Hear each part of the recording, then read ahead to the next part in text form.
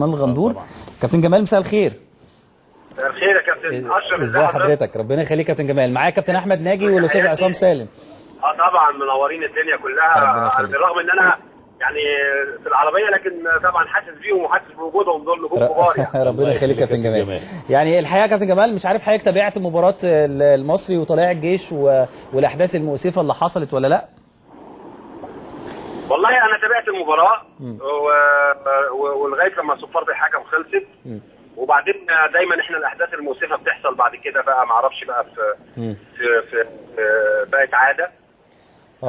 لابد ان يكون هناك طبعا مراقبين الى جانب الحكام. لابد ان نواجه هذه الامور بحسم بقى، يعني كفايه طبطبه وكفايه دلع للناس. يعني الحقيقه انا شفت كام تصريح وقريت كام تصريح لحضرتك الفتره اللي فاتت كابتن جمال، انه لابد يكون هناك تهدئه للاوضاع من مجالس ادارات الانديه تحديدا ومن الاجهزه الفنيه في الفتره اللي جايه، منعا لالغاء الدوري. لانه يعني حتى اللي بيحصل من اللعيبه النهارده، وسكونان بيشد الحكم من ايديه، احيانا ما بنشوفش المناظر دي والمشاهد دي في اي دوري بره. انا عايز الناس حضرتك تعيد اللقطه تاني، وعايز الناس تقول ايه المفترض انه الحكم يعمل ايه مع لاعب بهذا السلوك معاه. مفترض يعمل ايه يعني؟ مفترض يعمل معاه ايه؟ دي حاجه. الحاجه الثانيه، خلي بالك احنا من حوالي 5-6 شهور، واعتقد كابتن احمد ناجي والاستاذ عصام هيفتكروا ده، احنا كلنا بما فيهم انا وحضراتكم وكل الاعلاميين وكل اللاعبين وكل المدربين كنا عمالين نقول يا جماعه حرام كره القدم تبقى موقوفه، حرام كرة القدم لسه كابتن احمد بيقول الكلام ده والله.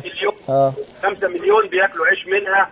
حرام الراجل حتى الراجل السايس اللي بيوقف العربيات، الراجل اللي بيبيع البطاطا على باب الاستاد، كلنا كنا بنتغنى بهذه الامور. وبعدين لما رجعت لنا كرة القدم، كل واحد فينا دلوقتي مش شايف غير مصلحته الشخصيه بس. ده كلام مظبوط يا كابتن والله. بيعمل ده. احنا في النهايه هتعمل ايه؟ هتقعد تعمل مشاكل، هتضرب، هتتخانق، كل شويه هتخسر، هتقول الحكم. طب خلاص يا سيدي، مش هيبقى فيه كرة قدم، ونرجع بعد كده تاني نبكي على اللبن المسكوب زي ما بنقول. انا بشكرك كابتن جمال، والحقيقه كلام حضرتك مهم جدا، واتمنى ان نكون يعني كل المنظومه الرياضيه بتسمع كلام حضرتك دلوقتي، واللي لسه الحقيقه بيقولوا كابتن احمد ناجي والاستاذ عصام. بشكرك كابتن جمال، بشكرك كابتن جمال غندور رئيس لجنه حكام. اخيرا كابتن احمد، يعني حضرتك عايز تقول ايه؟ عايز اقول بس يعني الناس تبقى مطمنه ان شاء الله، يعني ربنا سبحانه وتعالى يطمنا جميعا.